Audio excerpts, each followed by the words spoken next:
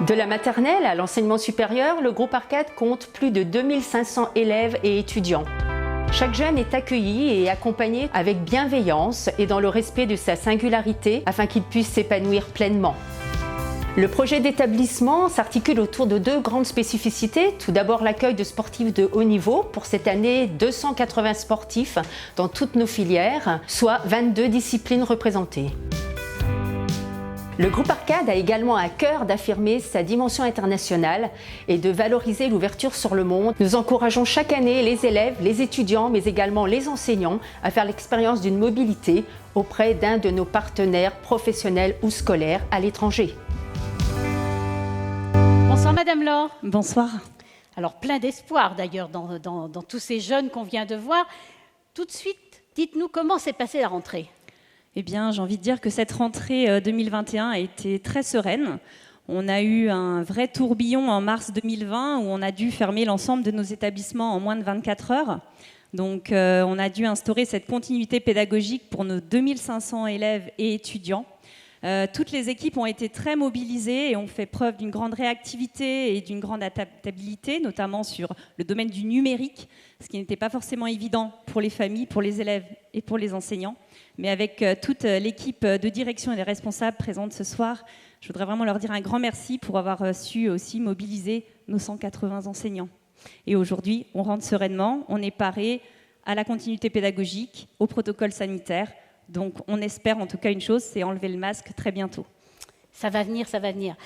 Ce soir, vous remettez le trophée du meilleur espoir. Que représente pour vous ce trophée ? Pour le groupe Arcade, c'est comme une évidence. Ça fait la 3e année que nous remettons ce prix et j'ai envie de dire que c'est un petit peu notre quotidien parce que nous souhaitons former les 2500 espoirs de demain à travers des valeurs avant tout, valeurs de respect, de goût à l'effort, d'excellence, pas d'élitisme mais d'excellence, c'est-à-dire d'emmener chacun de nos élèves, de nos étudiants au plus haut possible pour lui, pour son avenir. Et on a des espoirs du sport, on l'a vu tout à l'heure. Tout à fait. Eh bien, il est temps de dévoiler le nom du lauréat de ce trophée du meilleur espoir.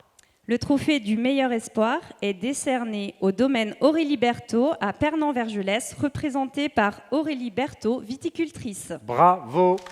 On l'accueille.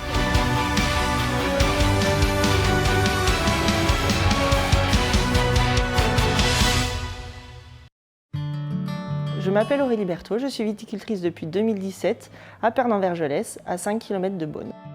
Depuis que j'étais petite, je voulais reprendre le commerce de mes parents. J'ai fait prépa HEC à Besançon, j'ai suivi l'école de commerce de Dijon et par le hasard de rencontres et des opportunités de la vie, j'ai créé en 2017 mon domaine viticole à Pernan-Vergelès.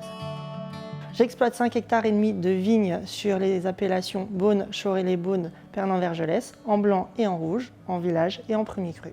Dès ma première année, mes vins lors de dégustation à l'aveugle sont sortis dans le top. Donc je souhaite maintenir ce niveau de qualité et d'exigence. Et au niveau de l'accueil des clients, je souhaite me créer un caveau de dégustation pour pouvoir recevoir des clients particuliers et professionnels dans les meilleures conditions possibles.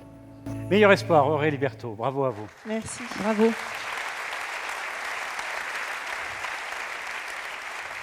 Bonsoir à tous. Aurélie Berthaud de Pernan-Vergelès, vous avez pu le voir.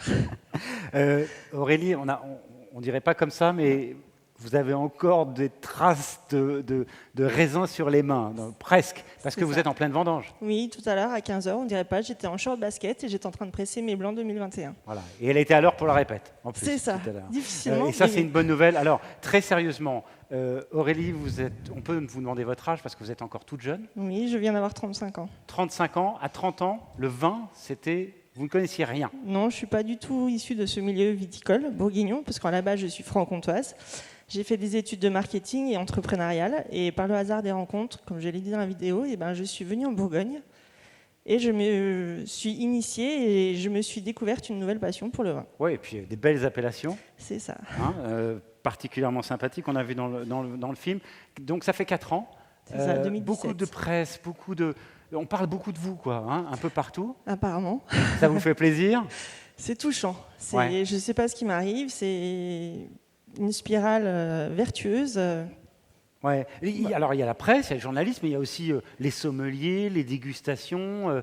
Je crois qu'il y a là aussi une vraie dynamique. C'est ça. En fait, dès le premier millésime en 2017, j'ai présenté à tout hasard quelques-unes de mes cuvées au château du Clos de Vougeot lors d'une dégustation à l'aveugle qui s'appelle le Stade Sevinage. Et sur à peu près 1000 vins dégustés au départ à l'aveugle, il y avait 20 coups de cœur et j'étais dedans pour mon premier millésime avec mon Pernand Vergelès, premier cru rouge. Rien que pour ça, on peut l'applaudir. Et c'est sans doute pour ça qu'on va vous remettre ce trophée. Félicitations. Voilà, donc ce trophée qui est remis par Camille, qui est notre hôtesse, c'est pour éviter de passer de main en main. On l'applaudit encore une fois, on vous laisse prendre une photo toutes les deux. Merci beaucoup. Meilleur espoir.